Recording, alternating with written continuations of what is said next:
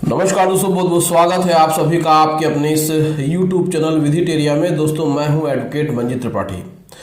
दोस्तों आज हम लोग बात करेंगे व्हीकल लोन की, यानी कि गाड़ी पे जो लोन लिया जाता है, यानी फाइनेंस कंपनी से अगर कोई आपने गाड़ी लिया है या फिर गाड़ी को मॉर्गेज करके कोई लोन लिया है, तो आज हम लोग बात करेंगे व्हीकल लोन की।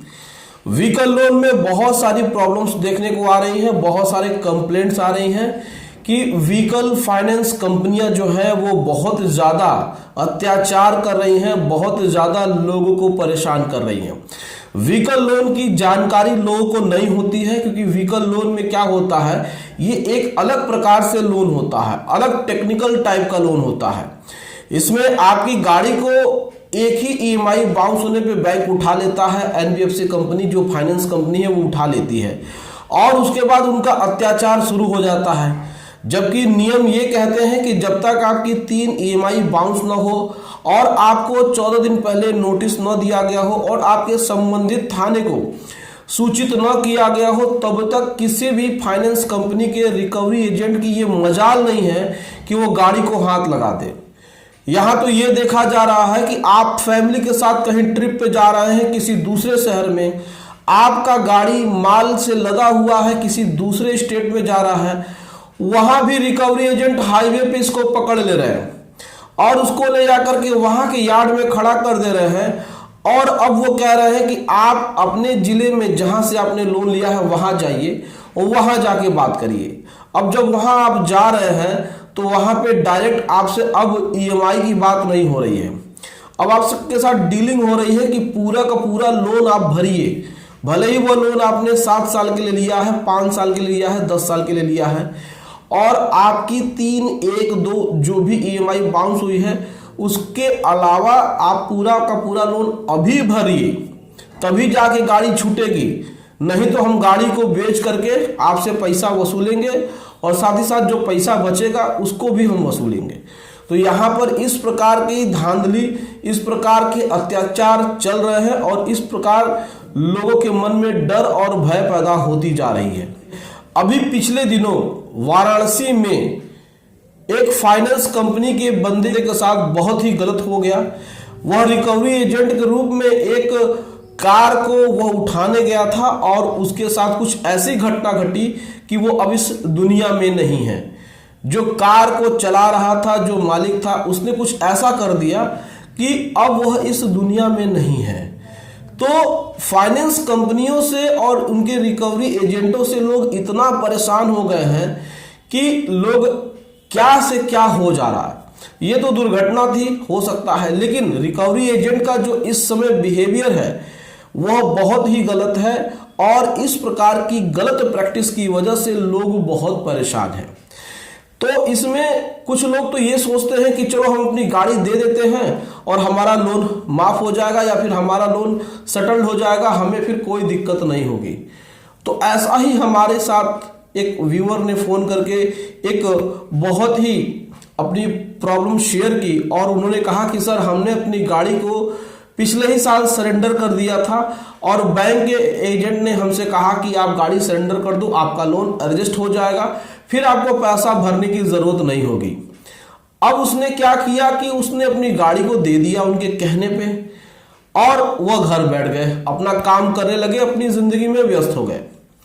लेकिन कल की डेट में उनके पास तहसीलदार की तरफ से आरसी की नोटिस आई है और उसमें कहा गया है कि आपके खिलाफ बैंक ने, जो एनबीएफसी कंपनी है, उसने 1,63,000 रुपए की रिकवरी के लिए हमारे पास एप्लीकेशन फाइल किया है।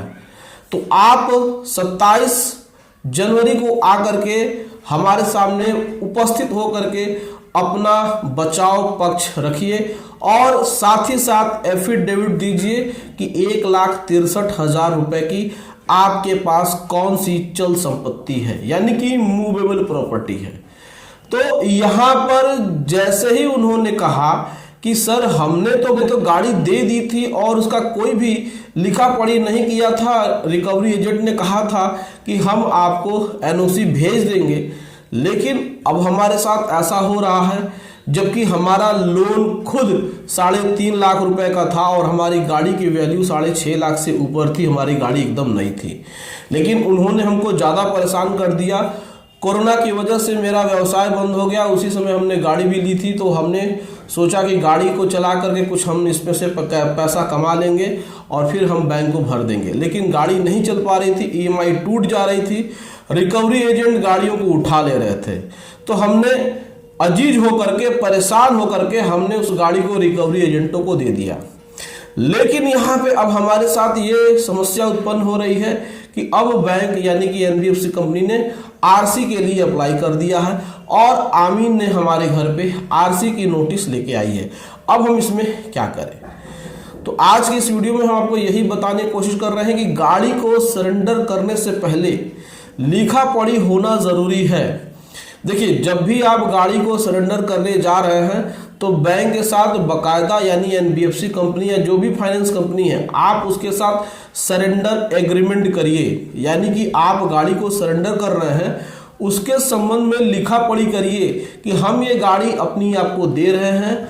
आपका जो भी बैलेंस है, जो भी लोन है, आप उसको इसमें एडजस्ट कर लीजिए और हमको NOC दीजिए। हमको इससे अब कोई मतलब नहीं है, हमसे 1 रुपए की भी आप रिकवरी नहीं करेंगे।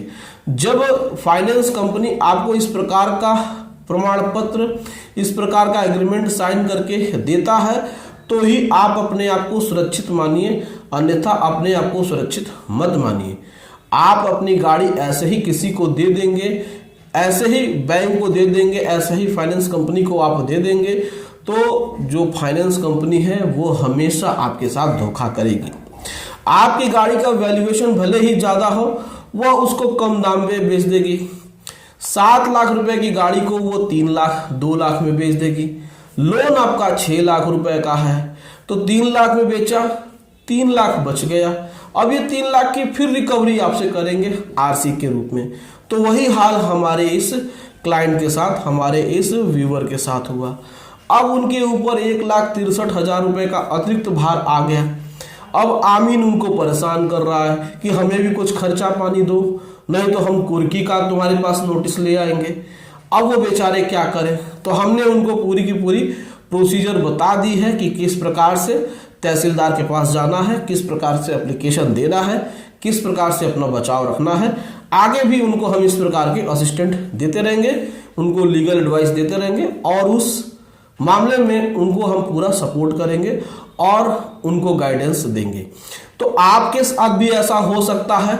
अगर आपने भी व्हीकल लोन लिया है, चाहे वो प्राइवेट हो चाहे वो कमर्शियल हो, आप गाड़ी को सरेंडर करने से पहले एक एग्रीमेंट बैंक के साथ ज़रूर बनवाइए, नहीं तो फिर बैंक आपके साथ धोखा कर सकती है।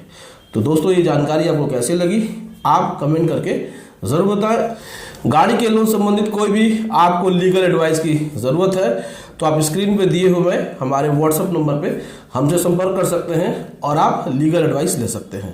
दोस्तों, वीडियो अच्छी लगी हो वीडियो को लाइक करिए, इसे अपने दोस्तों और रिश्तेदारों में शेयर करिए और हमारे चैनल को सब्सक्राइब करके हमें सपोर्ट जरूर प्रदान करिए। चलिए मिलते हैं अगली वीडियो में एक नए टॉपिक के साथ। तब तक आप अपना और अपने पूरे परिवार का ध्यान जरूर रखिए। Thank you so much. जय हिंद दोस्तों।